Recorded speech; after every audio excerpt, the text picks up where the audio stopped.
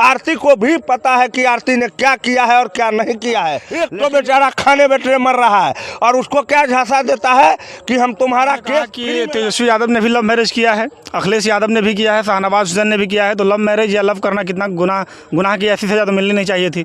अच्छा, अखिलेश यादव ने love marriage किया, अमिताभ बच्चन ने लव मैरिज किया, तो क्या वो रात को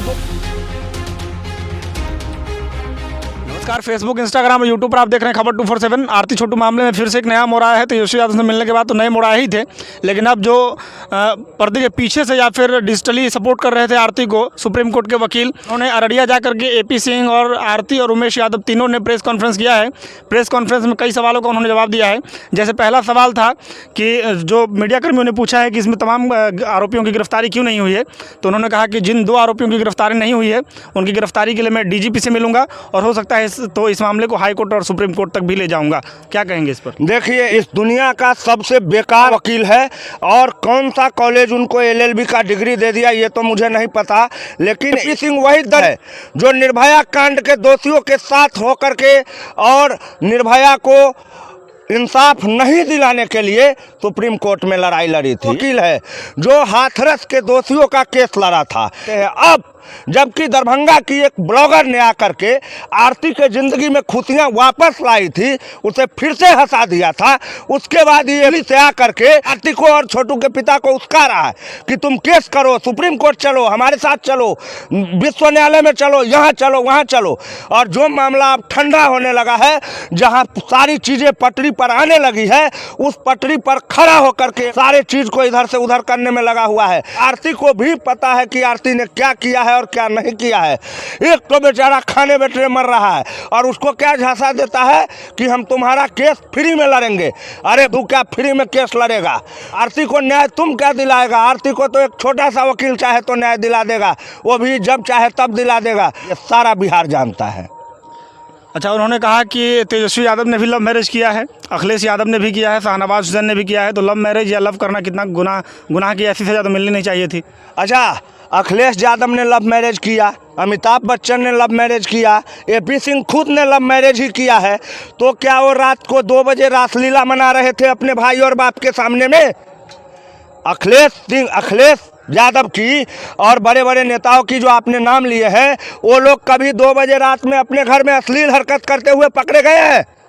अगर वो पकड़े जाते तो वो भी मारे जाते, और आज आपको उदाहरण देने के लिए दुनिया में नहीं बचता।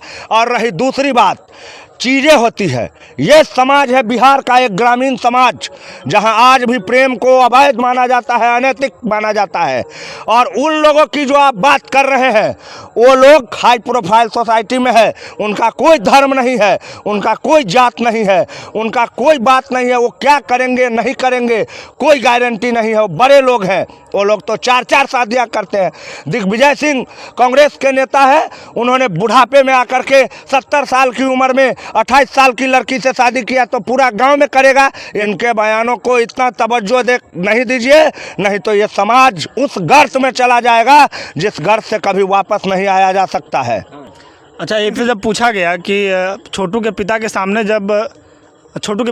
जब छोटू को मारा जा रहा था तो छोटू के पिता ने बचाने का प्रयास क्यों नहीं किया, तो उन्होंने कहा कि छोटू के पिता ने ये नहीं सोचा था कि इसने नृशंस तरीके से उनके पुत्र की हत्या की जाएगी, नाखून नोचे जाएंगे, करंट लगाया जाएगा, इतनी बर्बरता अपनाई जाएगी। छोटू के पिता ने ये बात सोचा था कि उनका बेटा 2 बजे रात में किसी की बेटी के आबरू से खेलेगा?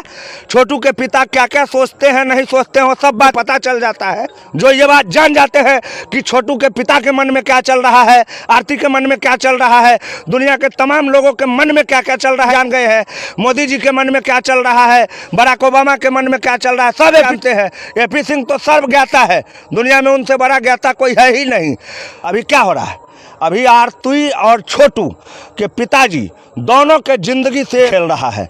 ये कुछ नहीं किया है बलात्कारियों का केस लड़ने के सिवा, और जितना भी केस उसने लड़ा है वो हारा है।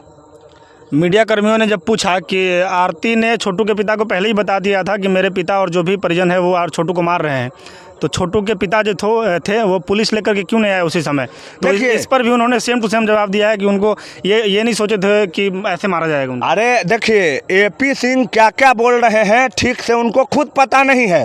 वो इस मामले में अपने आप को पहली बार ला करके हाईलाइट किए थे, फिर जब देखे कि नहीं रे हमारा तो कोई वैल्यूए नहीं दिया, हम तो कितनों आरती आरती चिल्लाए तो हमको कोई देखने सुनने वाला नहीं है, तो दिल्ली से पैसा खर्चा करके अररिया आया है।